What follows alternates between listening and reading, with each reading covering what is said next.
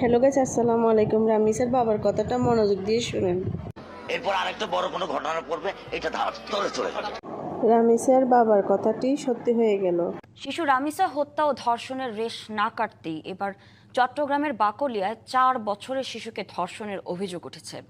এই ঘটনায় অভিযুক্তকে স্থানীয় জনতা আটক করলে পুলিশ তাকে হেফাজতে নিতে গেলে রণক্ষেত্রে পরিণত হয় বাকলিয়া।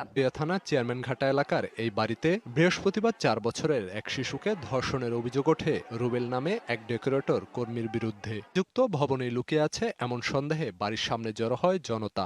অবরুদ্ধ করে রাখা হয় ভবন। খবর পেয়ে ঘটনাস্থলে আসে পুলিশ। তাকে থানায় নিতে গেলে শুরু হয় উত্তেজনা। অভিযুক্তকে তাদের হাতে ছেড়ে দেওয়ার দাবি জানায় জনতা। নির্যাতনের শিকার শিশুটিকে চট্টগ্রাম মেডিকেল কলেজ হাসপাতালের ওয়ান স্টপ ক্রাইসিস সেন্টারে ভর্তি করা হয়েছে। এরকম অপরাধীকে জনসম্মুখে খোলা মাঠে আয়োজন করে ফাঁসি দেওয়ার জন্য অনুরোধ করছি।